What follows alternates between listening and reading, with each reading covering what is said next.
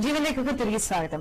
Doctor, ఇందాక మీరు mention చేసినప్పుడు హిప్ జాయింట్స్ కానీ లేకపోతే నీ జాయింట్స్ కానీ ఇవన్నీ కూడా దేని వల్ల మనకి ఈ జాయింట్స్ లో సమస్యలు ఏర్పడతాయి? జనరల్ గా ప్రతి ఒక్క కీలు కూడా ఏంటంటే కార్టిలేజ్ అనేది ఉంటుంది. ప్రతి ఒక్క జాయింట్ కి కూడా బోన్ కి మధ్యలో కార్టిలేజ్ ఉంటుంది అనమాట. ఈ కార్టిలేజ్ ఏం చేస్తుందంటే మనకి నార్మల్ మూవ్మెంట్స్ అప్పుడు మనకి ఎలాంటి నొప్పి లేకుండా ఫ్రీగా మూవ్ అయ్యేందుకు ఉపయోగపడుతూ ఉంటుంది అనమాట. సో జనరల్ గా మనకు ఆస్టియోఆర్థరైటిస్ లో ఏం జరుగుతుందంటే ఈ కార్టిలేజ్ భాగం ఏదైతే ఉంటుందో అది అరిగిపోవటం అనేది స్టార్ట్ అవుతుంది. ఈ అరిగిపోవటం అనేది ఒక ఏజ్ తర్వాత స్టార్ట్ అవుతుంది కాబట్టి దాంట్లో మనకి ఒక ఏజ్ తర్వాత ఈ ఆస్టియోఆర్థరైటిస్ లో నొప్పి అనేది కలుగుతుంది జాయింట్స్ లో. ఇంకా వేరే కారణాలు కనుక మనం తీసుకున్నట్టయితే జాయింట్ పెయిన్స్ కి రొమటైడ్ ఆర్థరైటిస్ కూడా one of the important disease అనమాట జాయింట్ పెయిన్స్ కి. సో రొమటైడ్ ఆర్థరైటిస్ లో ఏం జరుగుతుందంటే ఇది ఒక ఇన్ఫెక్షన్ అనమాట. ఈ ఇన్ఫెక్షన్ ఏంటి, మన సైనోవియల్ మెంబ్రెయిన్ అంటే మన జాయింట్స్ చుట్టూ ఏదైతే మెంబ్రెయిన్ ఉంటుందో అది ఇన్ఫెక్షన్ కి గురవ్వటం వల్ల దాంతో మనకి పెయిన్స్ అనేది స్టార్ట్ అవుతుంది. అది ఇంకొక టైప్ ఆఫ్ జాయింట్ పెయిన్స్ మనం తీసుకున్నట్టయితే సోరియాటిక్ ఆర్థరైటిస్ తీసుకోవచ్చు. సో సోరియాసిస్ తో బాధపడే, సోరియాసిస్ అనే స్కిన్ డిసీజెస్ తో బాధపడే వాళ్ళలో కొన్నాళ్ళ తర్వాత ఈ ఆర్థరైటిస్ కూడా మొదలయ్యే ఛాన్స్ ఉంటుంది, జాయింట్ పెయిన్స్ కూడా స్టార్ట్ అయ్యే ఛాన్స్ ఉంటుంది. సో ఇది one of the auto immune disorder. అంటే ఇమ్యూనిటీ ఏదైతే ఉంటుందో అది రోగనిరోధక శక్తి మన శరీరం పైన మనకి యాక్ట్ చేస్తున్నప్పుడు ఆటో ఇమ్యూన్ డిసీజెస్ అనేవి వస్తాయి. వాళ్ళలో వచ్చే ఆర్థరైటిస్ ని సోరియాటిక్ ఆర్థరైటిస్ అంటాం. జనరల్ గా వైరల్ ఫీవర్స్ తర్వాత కానీ ఏదైనా ఇన్ఫెక్షన్స్ తర్వాత వచ్చే ఆర్థరైటిస్ ని ఇన్ఫెక్షన్స్ ఆర్థరైటిస్ అంటాం. సో ఇలా వచ్చే కారణాన్ని బట్టి డిఫరెంట్ టైప్ ఆఫ్ ఆర్థరైటిస్ మనం గుర్తించవచ్చండి. సో కారణం ఏంటని తెలుసుకుంటే మనకి diagnosis of the particular disease ఏంటి, అసలు జాయింట్ పెయిన్స్ అన్నిట్లో మనకి అసలు వ్యాధి లక్షణం మాత్రం సేమ్ గా అంటే జాయింట్ పెయిన్స్ ఉంటాయి, కానీ వచ్చే కారణం మాత్రం డిఫరెంట్ గా ఉంటుంది. వచ్చే పార్ట్ ఎఫెక్టెడ్ కూడా స్లైట్ గా డిఫరెంట్ గా ఉంటుంది. Okay doctor, next call wait చేస్తున్న అప్పల్ రాజు గారు. హలో హలో రాజు గారు చెప్పండి. డాక్టర్ మాట్లాడుతున్నానండి. నాకు సంవత్సరం నుంచి మోకాళ్ళు నొప్పి ఉన్నాయండి. కుడికాళ్ళు బాగా లాగుతుందండి. నరం మతం వేసుకుని కూర్చోవాలన్నా నరం లాగుతుంటది. ఓకే అండి, నడుము నుంచి ఏమైనా నొప్పి ఉంటుందండి? ఓన్లీ మోకాళ్ళు నడుము నుంచి ఉండదండి. మామూలుగా నడిచేటప్పుడు ఒక్కోసారి సడన్ గా వదిలేస్తుంది ముడికి, ఇంకా నడవలేను. మళ్ళీ అలాగా తర్వాత తట్టుకుంటది.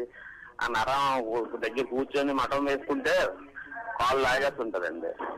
రెండు కాళ్ళు నొప్పులండి, మోకాళ్ళు నొప్పులు. ఇక్కడ ముడుకుల్లో నొప్పి ఉన్నదండి. వెనకతల ముడుకులు వెనకతల నరం లాగేస్తాయండి. నరాలు పట్టేసినట్టుండి నొప్పి వచ్చేస్తాయి. దగ్గర కూర్చొని మర్చుకొని కూర్చోలేదు. ఓకే, ఎన్నాళ్ళ నుంచి ఉందండి మీకు సమస్య? 10 months నుంచి ఉంటుంది. 1 year దగ్గర. అలా రాత్రి కూడా ఎక్కువ నడిచినా కాళ్ళు లాగేస్తుంటాయి. కూడా కాళ్ళు నవిలేసినట్టు అలా లాగుతుంటాయి నరాలు. ఓకే అండి, మీ వయసు ఎంతండి? 55 అండి. 55. ఓకే ఓకే అండి. సో మీరు ఏం పని చేస్తారండి? నేను అదే మెకానికల్ గా చేస్తానండి ఆర్టీసీలో. అదే ఓకే ఓకే అండి. సో ఇలా ఎక్కువగా నించుని వర్క్ చేసే వాళ్ళు, over straining of the joints ఎవరికైతే ఉంటుందో, అంటే ఎక్కువగా స్ట్రెస్ అనేది జాయింట్స్ పైన పడే ప్రొఫెషన్స్, అంటే అది మెకానిక్స్ అవ్వచ్చు, లేకపోతే ఎక్కువసేపు కూర్చునే వాళ్ళు వచ్చి ఎక్కువసేపు నించుని చేసే వాళ్ళలో ఏంటంటే ఆ స్ట్రెస్ వల్ల మనకి తొందరగా డీజనరేషన్స్, అరుగుదల అనేది స్టార్ట్ అవుతుందండి. సో దాని వల్ల వాళ్ళకి ఏంటంటే మోకాలు నొప్పులు రావచ్చు. అలాగే ఈ డీజనరేషన్ ఒకవేళ వెన్నుముకలో వచ్చినట్టయితే మనకి అది నడుము నొప్పితో పాటు నొప్పి అనేది కాళ్ళలోకి పాకొచ్చు. సో తనకి లంబార్ స్పాండిలోసిస్ తో పాటు సయాటికాతో పాటు ఈ డీజనరేషన్ ఆస్టియోఆర్థరైటిస్ కూడా ఉండే అవకాశం ఉంటుంది అది చెప్పిన లక్షణాలను బట్టి. సో దీనికి మనం అకార్డింగ్ గా మనం మెడిసిన్స్ అనేవి యూజ్ చేయాలండి. సో ఒకసారి మీకు దగ్గరలోనే పాజిటివ్ హోమియోపతి బ్రాండ్ సంప్రదించండి అండి, ఖచ్చితంగా మంచి ఫలితాలు ఉంటాయండి మీకు. Okay doctor, next call wait చేస్తున్న శ్రీనివాస్ గారు. హలో శ్రీనివాస్ గారు చెప్పండి. శ్రీనివాస్ గారు చెప్పండి మీ సమస్య ఏంటో. మేడం మోకాళ్ళ నొప్పులు మేడం. ఓకే అండి, మోకాళ్ళ నొప్పులు మేడం. ఓకే, మోకాళ్ళలో నొప్పి ఎన్నాళ్ళ నుంచి ఉందండి సమస్య? 1 year నుంచి. 1 year. మీ వయసు ఎంతండి? 40 years మేడం. మీ వయసు ఎంత అండి? 40 years madam. 40 years. So okay అండి. సో 40 years లో మనకి మేల్స్ లో అప్పుడప్పుడు మనకి ఈ జనరేషన్ స్టార్ట్ అయిన తర్వాత వచ్చే పెయిన్స్ ఉండొచ్చు, లేదంటే మిగిలిన ఏమన్నా జాయింట్ పెయిన్స్ రొమాటైడ్ ఆర్థరైటిస్ కానీ అది కూడా అయ్యే అవకాశం ఉంటుంది. సో దీనికి మనము పరీక్షలు చేయించుకొని దాని బ్లడ్ టెస్ట్ చేయించుకుంటే మనకి రొమాటైడ్ ఆర్థరైటిస్ అనేది మనం రూల్ అవుట్ చేసుకోవచ్చు. అలా కాకుండా ఓన్లీ మోకాలు నొప్పి అంటున్నారు కాబట్టి డెఫినెట్ గా ఆస్టియో ఆర్థరైటిస్ ఎక్కువగా అయ్యే అవకాశం ఉంటుందండి. సో దీనికి అకార్డింగ్ గా మనము మెడిసిన్స్ అనేవి యూజ్ చేసినట్టయితే ఖచ్చితంగా మంచి ఫలితాలు అనేవి ఉంటాయండి. ఓకే, నెక్స్ట్ కాల్ వెయిట్ చేస్తున్నారు డాక్టర్ మహేష్ గారు. హలో మహేష్ గారు, చెప్పండి. మేడం, నాకు కాలు తిమ్మిర్లు పెట్టినట్టు ఎక్కువ దూరం నడవలేకపోతున్నాను. నొప్పులు మాత్రం ఉన్నాయి మేడం తిక్కలకు. ఓకే అండి, ఎప్పటి నుంచి ఉందండి మీకు ఈ సమస్య? నాకు 2 నెలలు అవుతుంది మేడం. ఓకే అండి, అంతకంటే ముందు ఏదైనా ఫీవర్ రావటం ఏమైనా జరిగిందండి?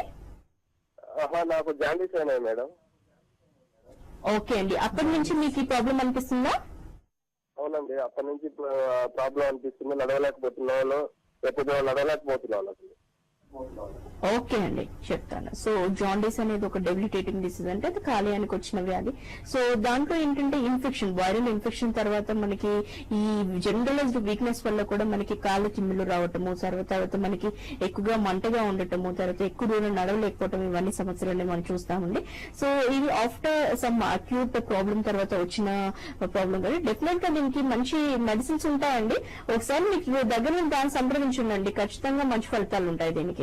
ఓకేనా అండి, స్క్రీన్ పైన కనిపిస్తున్న నంబర్స్ కాంటాక్ట్ చేసి అపాయింట్మెంట్ తీసుకుని మహేష్ గారు మీరు మీ డయాగ్నైజ్డ్ చేసిన రిపోర్ట్స్ తో మీరు డాక్టర్ ని కలిస్తే మీకు డెఫినెట్ గా మంచి సొల్యూషన్ చెప్తారు డాక్టర్ గారు. నెక్స్ట్ కాల్ వెయిట్ చేస్తున్నారు ప్రమీల. హలో హలో, నమస్కారం అండి.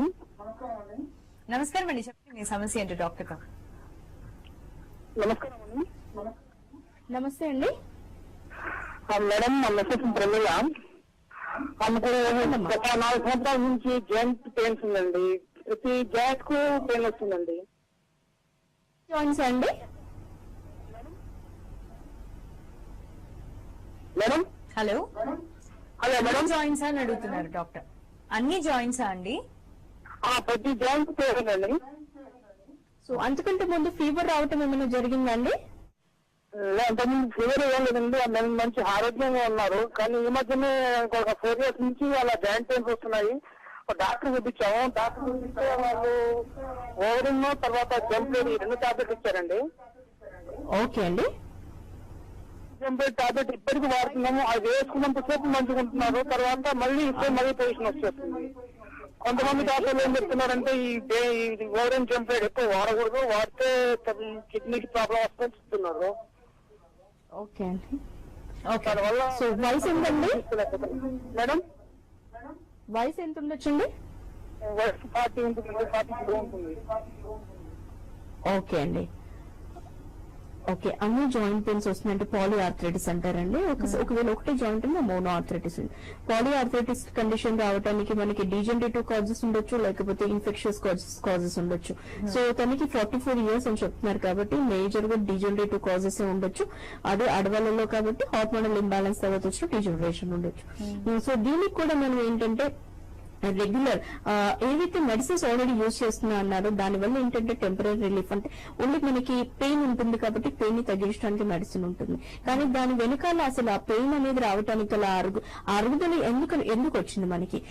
అది జెనెటిక్ కారణమా, అంటే వంశపారంపర్యమైన కారణం వల్ల వచ్చిందా, లేకపోతే ఏదైనా ఫుడ్ అంటే వైటమిన్ డెఫిషియన్సీస్ వల్ల వచ్చిందా, కాల్షియం డెఫిషియన్సీస్ వల్ల వచ్చిందా, లేకపోతే స్ట్రెస్ వల్ల వచ్చిందా, లేకపోతే ఇంజురీ వల్ల వచ్చిందా అనే దానికి ఎలిసిట్ చేసుకొని మనం ఎప్పుడైతే మెడిసిన్ అనేది ఇస్తామో అది హోమియోపతిలో కాన్స్టిట్యూషన్ మెడిసిన్ అంటాం. అలాంటి మెడిసిన్స్ ఇచ్చినప్పుడు మనం ఏంటంటే మనకి ఆ మూల కారణాలతో పాటు వ్యాధి లక్షణం కూడా కంప్లీట్ గా మనకి పోయే అవకాశం ఉంటుందండి. Okay doctor, next call wait చేస్తున్నారు కృష్ణయ్య గారు. హలో కృష్ణయ్య గారు. ఓకే, కాల్ కట్ అయింది. డాక్టర్, జనరల్ గా లేడీస్ కి మెనోపాజ్ స్టేజ్ తర్వాత కీళ్ళ నొప్పులు ఎక్కువగా వస్తూ ఉంటాయి. ఇది ఎందువల్ల డాక్టర్? జనరల్ గా ఆడవాళ్ళలో ఉండే హార్మోన్స్ ఏవైతే ఉంటాయండి అది మనకి మెనార్కి అంటే ఒక మెన్సెస్ స్టార్టింగ్ నుంచి మెన్సెస్ ఎండింగ్ అంటే మెనోపాజ్ దశ వరకు అది యాక్టివ్ గా ఉంటాయి అనమాట. సో ఈ one of the function of the female hormones along with the మనకి ఋతుక్రమం సరిగ్గా ఉండటానికి కాకుండా మన other function of the hormones మనం తీసుకున్నట్టయితే అవి మన బోన్ స్ట్రెంత్ కి చాలా ఉపయోగపడుతుంది. అంటే కీళ్ళ పట్టుత్వానికి చాలా అవసరం అనమాట ఈ female hormones. So female hormones అనేవి ఎప్పుడైతే క్లైమాక్టిక్ పీరియడ్ లో ఉంటాయి. మెనోపాజ్ దశలో ఏంటంటే అవి తగ్గటం స్టార్ట్ అవుతుంది. వన్స్ అవి ఎప్పుడైతే తగ్గటం స్టార్ట్ అవుతుందో ఈ కీళ్ళ పట్టుత్వం కూడా మెల్లగా తగ్గిపోతూ ఉంటుంది. సో వాళ్ళు అలాంటి వాళ్ళలో మెనోపాజ్ దశలో ఉన్న స్త్రీలు కానీ మెనోపాజ్ అయిపోయిన తర్వాత ఉన్న స్త్రీలలో మనకి ఈ కీళ్ళ పట్టుత్వం తగ్గటం వల్ల మెల్లగా అరుగుదలని స్టార్ట్ అయిపోయి ఆ తర్వాత కీళ్ళ నొప్పులు అనేవి వాళ్ళకి వచ్చే అవకాశం ఉంటుందండి. ఇలాంటప్పుడు ఎలాంటి ఫుడ్ ఇంటేక్ ఎక్కువగా ఉండాలి డాక్టర్? ఎందుకంటే this can be major cause of series of problems కదా. కీళ్ళ నొప్పి నుండి ఇంకా లైన్ గా అన్ని సిరీస్ లింక్స్ లాగా స్టార్ట్ అయిపోతూ ఉంటాయి. సో ఎలాంటి ఫుడ్ మనం లైఫ్ స్టైల్ అలవాటు చేసుకుంటే మనకి ఇలాంటి వాటి నుంచి దూరంగా ఉండొచ్చు? సో చాలా వరకు ఏంటంటే మనకి హార్మోనల్ ఇంబ్యాలెన్స్ తో పాటు చాలా మంది ఆడవాళ్ళలో ఒబేసిటీ అనేది మేజర్ ప్రాబ్లం ఉంటుంది. సో ఆ ఒబేసిటీ కూడా one of the major reason for the osteoarthritis. ఎందుకంటే మనకి మోకాళ్ళ నొప్పులు జనరల్ గా అందరూ కంప్లైంట్ చేసే మోకాళ్ళ నొప్పులు. ఆ మోకాళ్ళు ఏంటంటే మన బాడీ వెయిట్ అంతా కూడా బేర్ చేసే జాయింట్స్ అవి. సో అవి తొందరగా డీజనరేట్ అయ్యే అవకాశం ఉండే జాయింట్స్ కూడా నీ జాయింట్స్.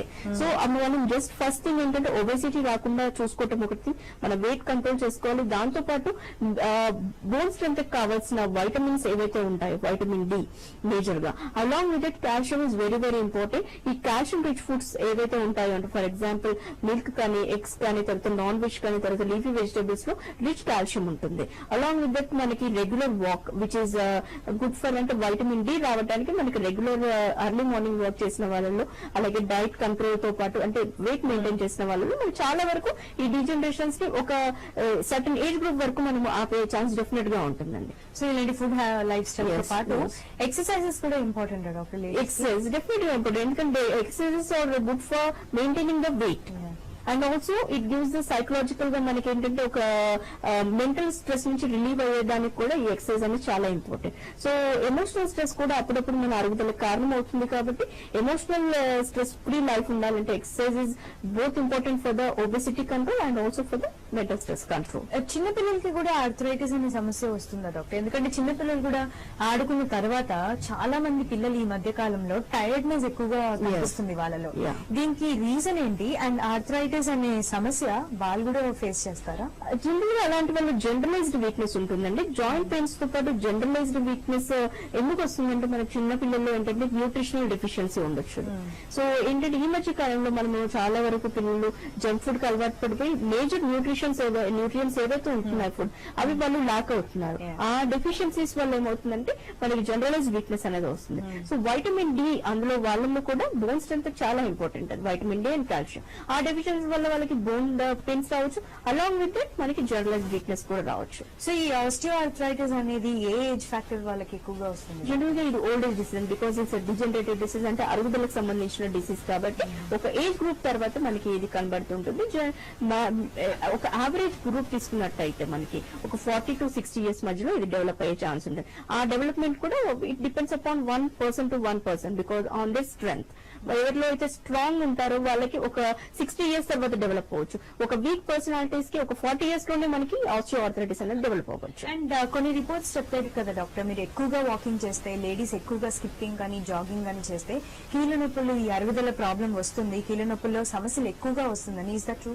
యా, బికాస్ అరుగుదల అనేది ఒకసారి స్టార్ట్ అయిపోతే ఇట్స్ ప్రోగ్రెసివ్. అంటే అది ఒకసారి స్టార్ట్ అయిందంటే ఇట్ విల్ బి జరిగిపోతూనే ఉంటుంది ఆ అరుగుదల అనేది. సో ఆ అరుగుదల దానికి ఇంకా మనం ఓవర్ స్ట్రెస్ అంటే ఈ స్ట్రైనింగ్ ఎప్పుడైతే ఎక్కువ చేస్తామో ఆ ఇంకా అరుగుదల ఇంకా పెరిగే అవకాశం ఉంటుంది. కాబట్టి అందుకని జనరల్ గా ఆస్టియోఆర్థరైటిస్ పేషెంట్స్ కి సైక్లింగ్ కానీ, తర్వాత స్కిప్పింగ్ కానీ, విగరస్ ఎక్సర్సైజెస్ అనేవి రికమెండ్ చేయరు. ఓన్లీ స్లో మూవ్మెంట్ అనేది అంటే జనరల్ నార్మల్ వాకింగ్ అనేది ఎక్కువగా రికమెండ్ చేస్తారు వాళ్ళకి. Doctor, thank you so much for joining us. మంచి వాల్యుబుల్ ఇన్ఫర్మేషన్ అందించారు. సో చూసారు కదా, ఇది ఇవాళ జీవన్ రేఖ తాజా వర్షాలు చూసిన హెచ్ఎం టీవీ. నమస్తే.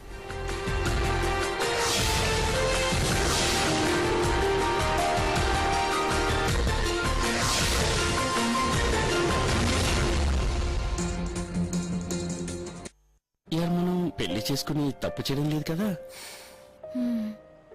నేను కూడా అదే అనుకుంటున్నాను. సీరియస్లీ? ఏ, నువ్వు సీరియస్ కదా ఏమిటి? అలానే కాదు. లేదు యార్, సరిగ్గానే చేస్తున్నాం. ఇప్పుడేమైంది? ఎందుకంటే నువ్వేం చెప్పకపోయినా కూడా వినాలని నాకు అనిపిస్తుంది. కొన్ని బంధాలు పగలు రాత్రి అని చూడవు. అందువల్ల అన్లిమిటెడ్ కాల్స్ ఇంకా ఇంటర్నెట్ రాత్రి అంతా. కాల్ 129. నిన్న CA CPT all India first rank, నేడు junior inter MEC state first mark. Sri Medhavi victory symbol గమనించి చేరండి. డాక్టర్ కావడమే మీ లక్ష్యమా? ఫిలిప్పైన్స్ లో ఎంబీబీఎస్ చేయాలనుకుంటున్నారా? ఫిలిప్పైన్స్ లో ఎంబీబీఎస్ కోర్సు అవకాశాలు ఎలా ఉంటాయి? మధ్యతరగతి విద్యార్థులకు అందుబాటులో వైద్య విద్య. AC consultancy managing director Garikapati Satish గారి సలహాలు. ఈ రోజు సాయంత్రం 6:30 విద్యావార్తలు.